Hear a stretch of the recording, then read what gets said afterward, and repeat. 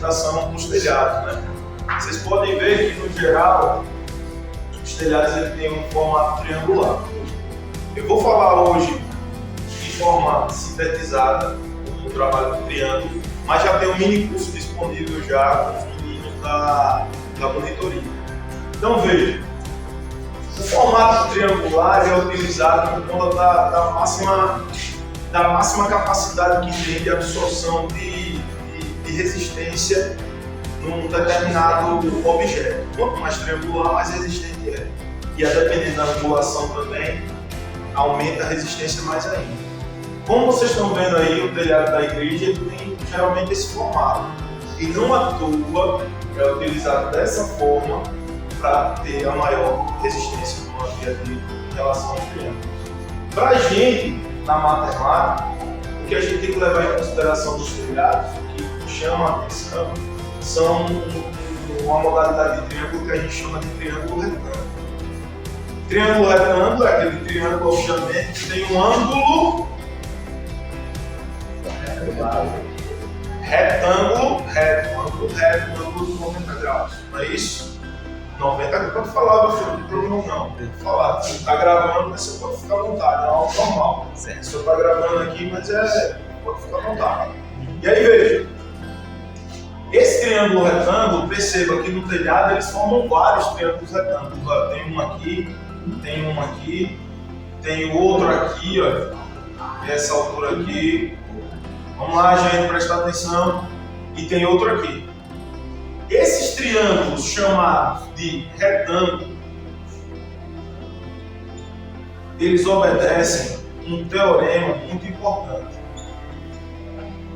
que é o teorema de Pitágoras. Acredito que vocês já ouviram falar do teorema de Pitágoras. E o teorema de Pitágoras ele fala que o quadrado da hipotenusa é igual ao quadrado da suma dos catetos. E aí, baseado nisso, nós podemos verificar o cálculo de quanto vai precisar de madeira de qualquer telhado, desde que seja no formato triangular e que seja também, obviamente, triangular e triângulo retângulo, que é o que a gente está trabalhando. Não é, Caio? Não é, ministro, aí do fundo? E aí, veja, supondo, por suposição, que eu vou trabalhar aqui com valores hipotéticos e depois a gente vai trabalhar com valores específicos. Vamos supor, é óbvio que se a gente calcular aqui, ó, a gente tem como calcular isso aqui. Por que a gente tem como calcular isso aqui? Porque pelo chão, se você fizer a projeção do chão em relação ao telhado, tem como verificar esse tamanho aqui. A gente não tem como verificar subir lá em cima do telhado para sair calculando, é óbvio. Mas a gente sempre o telhado, ele ou vai passar um pouco, que dá também para calcular, projetar, ou ele vai estar justamente rente, né, a estrutura física. Então veja, levando em consideração que a gente tem esse valor já conhecido, eu vou chamar esse valor aqui de X, por exemplo. Levando em consideração este valor aqui e este valor aqui dessa altura aqui, vou chamar de H, perceba que esse cara aqui dá para verificar o tamanho. Esse cara aqui é o que a gente chama de hipotenusa. E por uma questão de convenção, eu vou mudar esse número essa letra aqui para A, porque já que lá vai ser hipotenusa. Então veja, segundo o teorema de Pitágoras, ele diz que a hipotenusa ao quadrado é igual ao quadrado da soma dos catetos.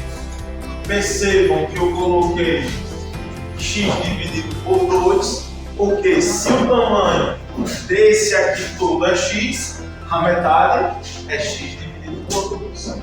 A partir disso aqui, isso aqui a gente chama de algoritmo. Ou seja, a partir desse algoritmo aqui, a gente pode efetuar qualquer cálculo ali. É simples. Vamos supor que você chegou lá no telhado, verificou que a distância da sala lá tem 10 metros. Então, nesse caso aqui, eu teria que tomar x igual a 10. Vamos supor que eu tenho como verificar a altura, que foi a altura do suporte, que é de 3 metros. Né? Digamos que a altura é de 3 metros.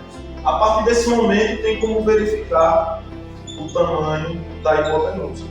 Por que tem como verificar? Porque a gente usa justamente o teorema.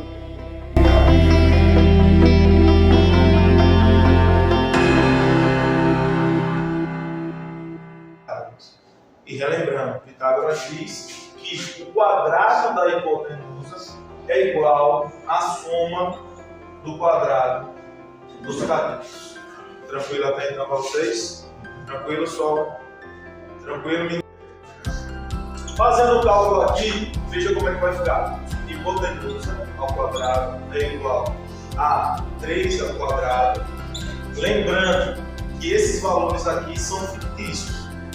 A gente tem que, como a gente tem a foto lá, a gente pode até fazer um cálculo, né? Porque a gente sabe que aparelho telefônico, a gente sabe que aparelho telefônico, ele tem hoje aplicativos que a gente tem como dimensionar, né?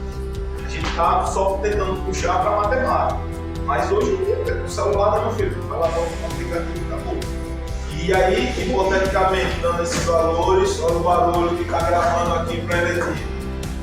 E mesmo se não tivesse, né? Vamos lá. X dividido por 2, nesse caso X eu tomei como quanto? 10. Como 10. Então eu tenho 10 dividido por 2, tudo isso elevado a 2. Não tem problema.